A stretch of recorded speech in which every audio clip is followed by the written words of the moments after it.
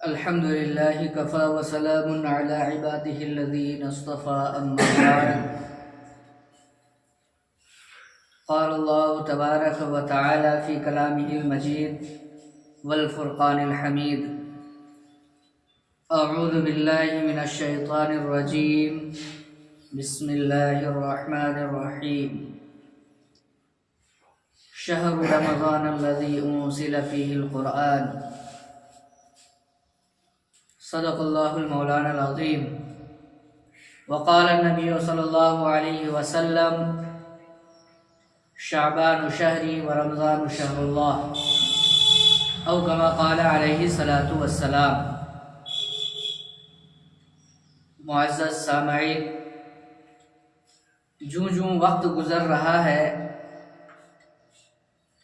راتیں گزر رہی ہیں، دن کٹ رہے ہیں، ہم رفتہ رفتہ ایک ایسے عظیم بابرکت اور پرنور مہینے کے قریب تر ہوتے جا رہے ہیں، جو ہم تمام مسلمانوں کے لیے اللہ تبارک و تعالی کی جانب سے ایک طرح کا آفر ہے. اللہ تبارک و تعالی کی جانب سے بیش بہا نعمتوں اور رحمتوں کی بارش کا موقع ہے. یہ وہ عظیم مہینہ آ رہا ہے جس میں قرآن کریم جیسی مقدس عظیم کتاب کا نزول ہوا، اور احادیث کے مطالعے سے پتہ چلتا ہے کہ اللہ کے نبی صلی اللہ علیہ وسلم اس مہینے کی آمد سے پہلے کس طرح کی تیاریاں کیا کرتے تھے. اور ہم سب کا مشاہدہ ہے، ہم سب دیکھتے ہیں کہ گھر کے اندر جس طرح کا مہمان آتا ہے اسی طریقے کی، اسی لیول کی تیاریاں بھی ہوتی ہیں. اگر گھر میں کوئی عظیم شخصیت کا آنا ہوتا ہے تو اس کے لیے اسی اعتبار سے تیاریاں کی جاتی ہیں. اسی طریقے سے جس کے دل میں ایمان ہے اور نبی کریم صلی اللہ علیہ وسلم کی محبت ان کے دل میں رچ بس گئی ہے، تو یقیناً سامنے آنے والا مہینہ ان کے نزدیک عظیم مہمان سے کم نہیں ہے. بلکہ یوں کہا جائے تو غلط نہ ہوگا کہ ان کے لیے ایک ایسا موسم بہار آ رہا ہے جس میں فصلیں عام موسم کے مقابلے میں دگنا اگتی ہیں، اور اسی اعتبار سے اس کی تیاری میں مصروف بھی ہو جاتے. اور معذرت کے ساتھ اگر ہم ان تیاریوں میں مصروف نہیں ہیں، یوں ہی بے راہ روی کی زندگی ہماری گزرتی چلی جا رہی ہے، کون سا مہینہ آیا، کون سا مہینہ آ رہا ہے، اس کی پرواہ یا اس کا خیال ذرہ برابر ہمارے دل میں نہیں ہے، تو اس کا مطلب یہ ہوا کہ اس کی قدر و منزلت ہمیں معلوم نہیں ہے، یا ہمیں جو اس دنیا کو چھوڑ کر ایک ایسی دنیا میں جانا ہے جہاں پر ہمیں تمام تر کیے کا حساب دینا ہے، اس کی کوئی پرواہ نہیں ہے، اس کی کوئی ذرہ برابر فکر نہیں ہے، جس کی وجہ سے یوں ہی لاپرواہی میں عظیم سے عظیم مہینے، عظیم سے عظیم مبارک گھڑیاں گزرتی چلی جاتی ہے اور ہمیں پتہ تک نہیں ہوتا. اس لیے کہ کامیاب انسان وہ ہے، عقل مند وہ کہلاتا ہے کہ جو عین وقت آنے سے پہلے اس کی تیاری کرتا ہے. ہم میں سے ہر ایک کو ایک دن اس دنیا کو چھوڑ کر جانا ہے. اس دنیا میں جو بھی آنکھ کھولا، ابھی سنت نہ پڑے، بعد میں پڑھ لیجئے گا، ہے نا، موقع ملے گا انشاءاللہ. تو اس دنیا میں جس نے بھی آنکھ کھولی ہے تو بہرحال اس کو فنا ہو کر کے جانا ہے. چونکہ اس کا احساس ہمارے دل کے اندر نہیں ہے، ہمیں لگتا ہے کہ یوں ہی وقت گزر رہا ہے، یوں ہی دنیا سے لوگ رخصت ہو رہے ہیں، ہمارا بھی آخری وقت آئے گا، ہم بھی چلے جائیں گے. اب وہاں جا کر کے کون دیکھ کر کے آیا؟ حضرت ابو بکر صدیق رضی اللہ تعالی عنہ بڑے برگزیدہ صحابی میں سے خلیفۃ المسلمین اللہ کے نبی صلی اللہ علیہ وسلم کے چہیتے ایک مرتبہ اپنے ساتھیوں کے ساتھ کہیں جا رہے تو ان کا گزر ہوا. اچانک ان کی نظر چند قبروں پر پڑی. جو ہی حضرت ابوبکر صدیق رضی اللہ تعالیٰ عنہ کی نظر قبروں پر پڑی یا قبرستان کے پاس سے ان کا گزر ہوا تو آنکھوں سے آنسو جاری ہو گئے. اونٹنی کو روک دیا, سواری کو روک کر وہیں کھڑے ہو گئے اور زارو قطار رونے لگے. تو اور دوسرے لوگ جو ان کے ساتھ سفر کر رہے تھے, سفر میں جا رہے تھے, تو انہوں نے فرمایا یا ابا بکر ما یبکی کا آپ کیوں رو رہے ہیں, آنکھوں سے آنسو کیوں جاری ہے, آخر کیا معاملہ, کیا حادثہ پیش آیا, ابھی تو لمبا سفر طے کرنا ہے, ابھی آپ کیوں رو رہے ہیں. تو حضرت ابوبکر صدیق رضی اللہ تعالیٰ عنہ نے فرمایا یہ قبریں دیکھ رہے ہو؟ ہاں دیکھ رہے ہیں. ان قبروں کو دیکھ کر, ان قبروں کی معصومیت کو دیکھ کر, ان قبروں کو دیکھ کر ہمیں اپنی خبر یاد آنے لگی, اس لیے رو رہا ہوں. جس طریقے سے یہ چند لوگ اپنی قبروں میں لیٹے ہوئے ہیں, یہ چند لوگ کبھی دنیا میں رہا کرتے تھے, زندگی گزارا کرتے تھے, معاملات کیا کرتے تھے, آخر یہ ساری کی ساری چیزیں چھوڑ کر یہ اس دنیا سے چلے گئے. اب یہ اپنے کیے کا حساب و کتاب دے رہے ہوں گے. مجھے بھی اپنا اس دنیا کو چھوڑ کر جانا یاد آ گیا. اور حضرت ابوبکر صدیق رضی اللہ تعالیٰ عنہ روتے بلکتے سسکتے ہوئے 4 جملے کہے جو سن کر ہمارے رونگٹے کھڑے ہو جاتے ہیں. حضرت ابوبکر صدیق رضی اللہ تعالیٰ عنہ نے فرمایا کہ مجھے اپنی قبر میں جانا یاد آ گیا, مجھے اپنی موت یاد آ رہی ہے, اور مجھے معلوم ہے اللہ کے نبی صلی اللہ علیہ وسلم کی احادیث, نبی کریم صلی اللہ علیہ وسلم نے فرمایا کہ آخرت کی تمام منزلوں میں سب سے پہلی منزل قبر کی منزل ہے. اگر کوئی یہاں پکڑا گیا تو تمام منزلوں میں پکڑاتا چلا جائے گا, اور اگر اللہ کے فضل و کرم سے قبر کی پہلی منزل قبر میں کوئی پاس ہو گیا تو اللہ کے فضل و کرم سے ساری منزلیں اس کے لیے آسان ہو جائیں گی. یہ قبریں ہیں, ان کو دیکھ کر کے یہاں جانا ہمیں یاد آ رہا ہے. اور فرمایا لیتنی اکون شجرتن تختا, کہ کاش میں ایسا درخت ہوتا, میں پیدا ہی نہ ہوتا, میں درخت ہوتا, کاٹ دیا جاتا, سوکھ جاتے, جلاون کا کام آتا, قبر کی منزل سے سامنا نہ پڑتا. اگر کاش میں پیدا ہی نہ ہوتا. پھر فرمایا حضرت ابوبکر صدیق رضی اللہ تعالیٰ عنہ نے لیتنی اکون کلبن, کہ کاش میں کتا ہوتا, کسی گلی کا کتا ہوتا, لوگ مجھے مار ڈالتے, اللہ کے سامنے حاضری نہیں ہوتی, حساب و کتاب کا معاملہ نہیں ہوتا. حضرت ابوبکر صدیق رضی اللہ تعالیٰ عنہ نے اس موقع سے تیسرا جملہ فرمایا کہ کاش میری ماں نے مجھے جنا ہی نہیں ہوتا, نہ میں دنیا میں جنم لیتا اور نہ قبر کی منزل کا سامنا کرنا پڑتا. اور آخر میں حضرت ابوبکر صدیق رضی اللہ تعالیٰ عنہ نے فرمایا کہ کاش میں کوئی پتھر ہوتا یا کوئی اور ایسی بے قیمت چیز ہوتا کہ دنیا میں آتا اور یوں ہی گزر جاتا, قبر کی منزل کا سامنا نہ کرنا پڑتا. یہ کون فرمایا؟ حضرت ابوبکر صدیق رضی اللہ تعالیٰ عنہ. اس لیے کہ حضرت ابوبکر صدیق رضی اللہ تعالیٰ عنہ کو معلوم تھا, انہیں حضور صلی اللہ علیہ وسلم کی صحبت نصیب ہوئی, حضور صلی اللہ علیہ وسلم کی معیت نصیب ہوئی. ان کو اتنا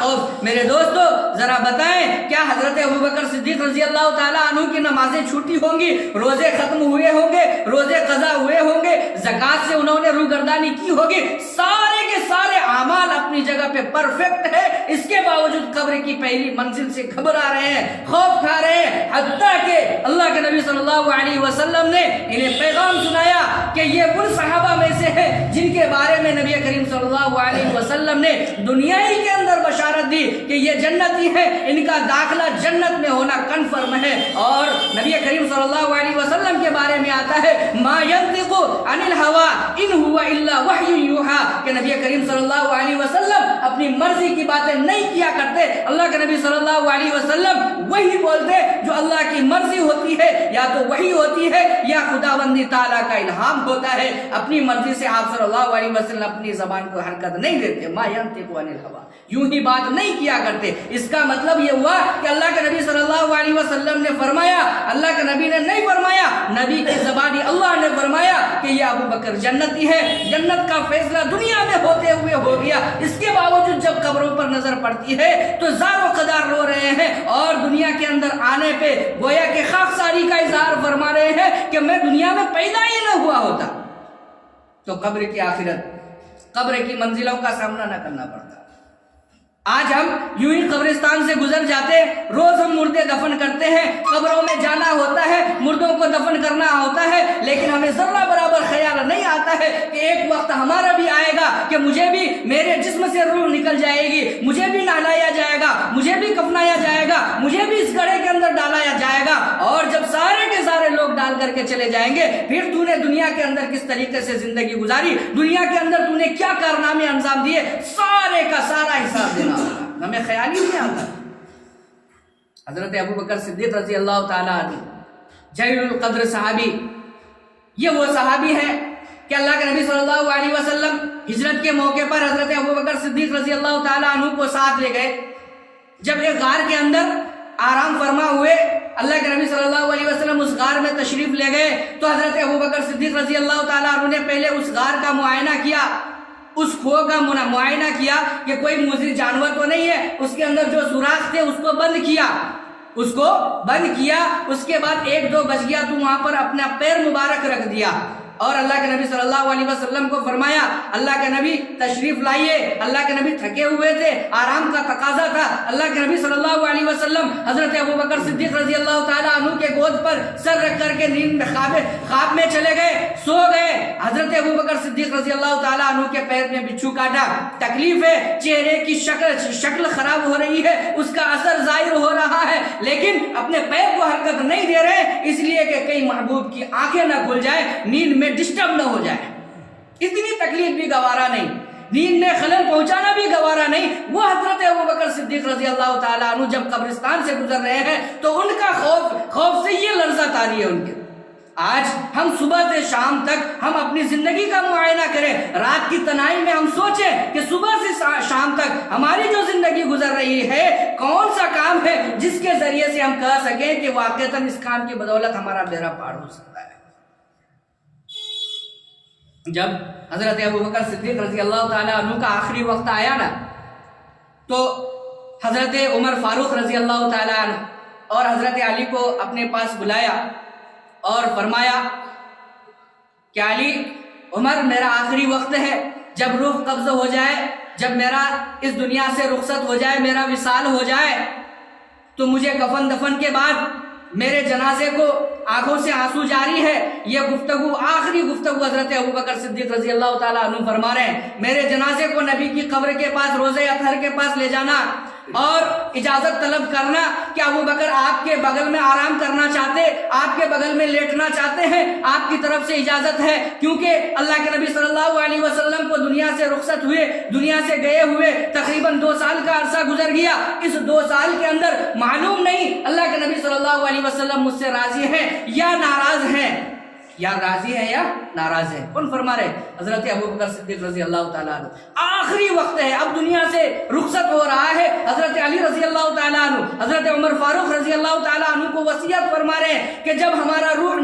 روح نکل جائے، ہمارا اس دنیا سے خاتمہ ہو جائے تو میرے جنازے کو لے کر نبی کے روضہ اطہر کے پاس جانا اور اجازت طلب کرنا، اگر اجازت آ جائے، اگر محبوب راضی ہو گئے تو اجازت ہوگی، اور اگر اجازت نہیں آتی ہے تو مدینے کے کسی کونے میں مجھے دفن کر دینا۔ اس لیے کہ جب ہم اپنے اولاد سے ناراض ہوتے ہیں، جب ہم اپنے بچہ اپنے باپ سے ناراض ہوتا ہے تو قریب بھی آنا گوارا نہیں کرتا ہے۔ اسی طریقے سے حضرت ابو بکر صدیق رضی اللہ تعالیٰ عنہ نے فرمایا کہ اگر ہمارا محبوب راضی ہوں گے، اگر وہ راضی ہوں گے تو اجازت ہو جائے گی، اور اگر خدا نہ خواستہ 2 سال کا عرصہ ہے، اس 2 سال کے عرصے میں اگر ہم سے کوئی کام ایسا سرزد ہو گیا ہوگا، کسی کام سے نبی کو اگر تکلیف ہو گئی ہوگی اور ناراضگی ہو گئی ہوگی تو یقیناً اجازت نہیں ہوگی، پھر قریب جانے کی ہمت نہیں ہے۔ یہ کہتے ہی ابھی تک گفتگو کر رہے تھے، زبان پر جاری ہو گیا لا الہ الا اللہ محمد الرسول اللہ، پڑھیے انا للہ و انا الیہ راجعون۔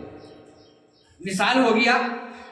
حضرت ابو بکر صدیق رضی اللہ تعالیٰ عنہ اس دنیا سے پردہ فرما گئے، حضرت علی رضی اللہ تعالیٰ عنہ اور حضرت عمر فاروق رضی اللہ تعالیٰ عنہ دونوں کو وصیت کر گئے۔ اب یہ دونوں آپس میں گفتگو کر رہے ہیں،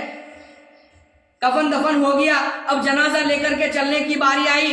حضرت علی رضی اللہ تعالیٰ عنہ روتے روتے حضرت عمر فاروق کے پاس پہنچتے ہیں اور عرض کرتے ہیں امیر المؤمنین،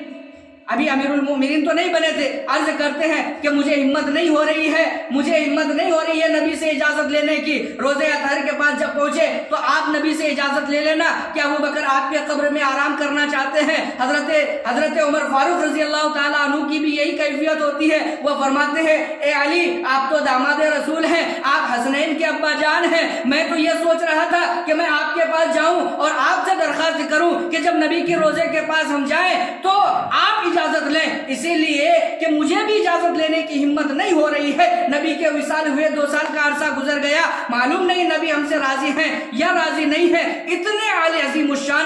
عظیم الشان صحابہ کرام یہ فرما رہے کہ مجھے ہمت نہیں ہو رہی ہے کہ میں نبی سے اجازت لوں۔ یہ گفتگو آپس میں ابھی چل ہی رہی تھی کہ جنازہ روضہ اطہر کے پاس پہنچتا ہے، اندر سے آواز آتی ہے علی تمہیں اجازت لینے کی ضرورت نہیں ہے، عمر تمہیں اجازت لینے کی ضرورت نہیں ہے، محمد خود ابو بکر کا پہلے ہی سے انتظار کر رہا ہے۔ چنانچہ حضرت ابو بکر صدیق رضی اللہ تعالیٰ عنہ کی تدفین ہو گئی،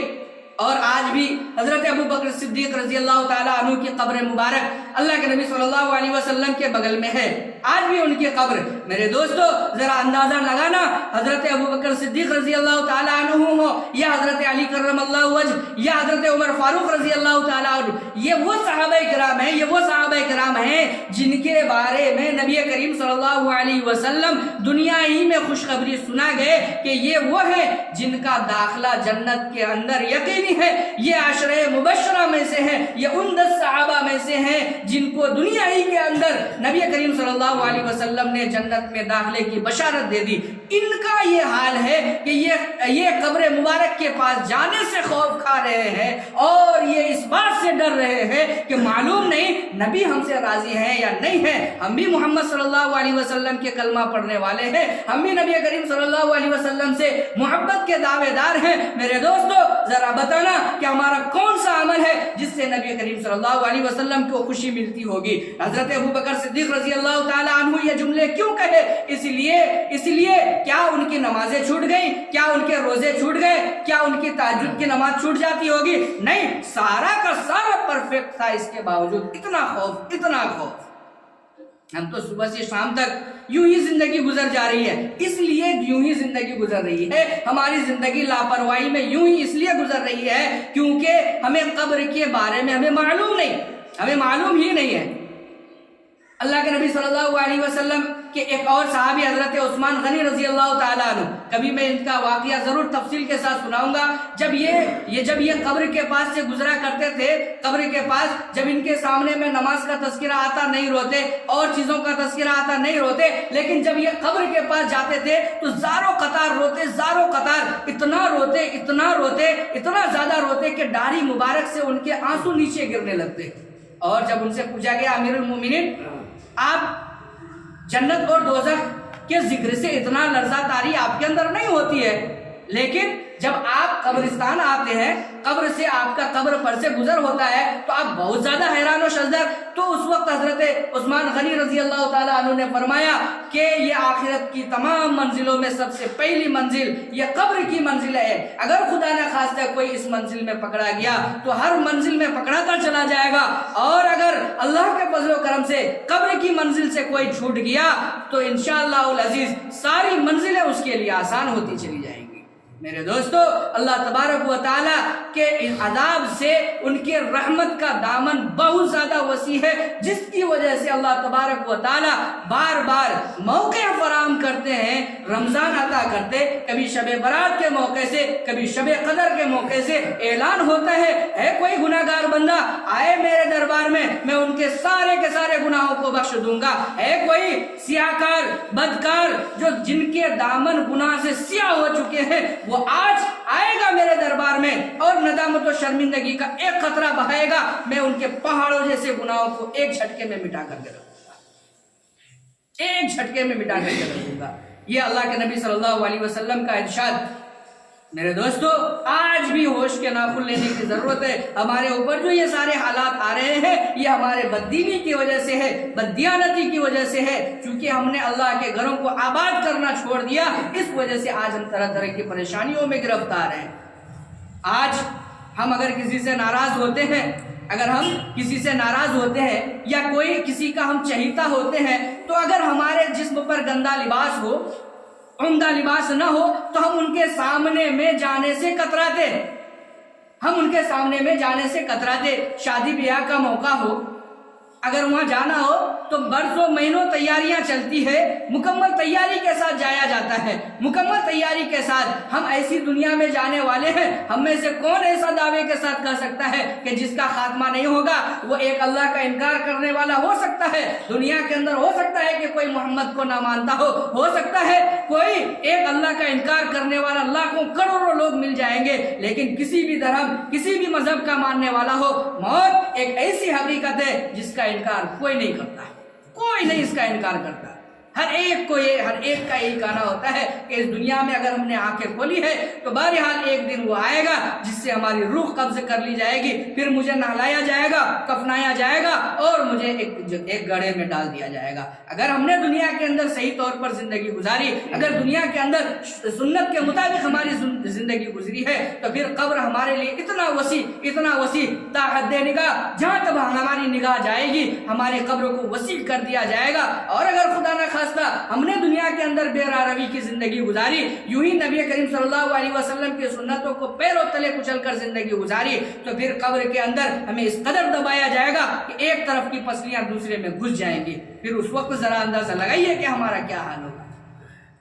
بعض لوگ کہتے ہیں کہ ہم دنیا سے مر جائیں گے, ہمارے جسم کو تو جلا دیا جائے گا, ہمارے جسم کو جلا دیا جائے گا. پھر جب ہمارے جسم کو جلا دیا جائے گا تو اس پر کیسے عذاب ہوگا؟ یہ کچھ لوگوں کا کہنا ہے اور کچھ لوگوں کا ماننا ہے. قبر سے مراد اس دنیا سے رخصت ہے جو اللہ ایسے وقت میں ہمیں پیدا کیا جب ہم کچھ نہیں تھے. آج تو ایک ڈھانچہ بن گیا, ہماری تو ایک شکل بن گئی ہے نا, دوبارہ بنانے میں کیا دقت ہے؟ جب ہمارا کچھ بھی وجود نہیں تھا تو اللہ تعالیٰ نے ہمیں وجود بخشا. جب ہمارا یہ جسم فنا ہو جائے گا تو کیا ہماری روح پر اللہ تبارک و تعالیٰ یہ جسم نہیں چلا سکتا ہے؟ ضرور چلا سکتا ہے. تو اسی لیے کوئی اگر جلایا جاتا ہے تو یہ نہ سوچے کہ ہمارا جسم تو ختم ہو گیا, اب ہمیں کس طریقے سے عذاب دیا جائے گا. ان کے لیے یہ ہے کہ ہر ایک کو عذاب ہوگا. قبر سے مراد اس دنیا سے خاتمہ ہے, قبر سے مراد وہ صرف گڑھا نہیں ہے, صرف وہ گڑھا نہیں ہے. اللہ تبارک و تعالیٰ سے دعا کریں کہ اللہ تعالیٰ آنے والا مہینہ سامنے رمضان ہے, اس کی قدر کرنے کی توفیق عطا فرمائے اور اس میں خوب عبادت کرنے کی توفیق عطا فرمائے. آخر دعوانا الحمدللہ رب العالمین. جو لوگ سنت نہیں پڑھے ہیں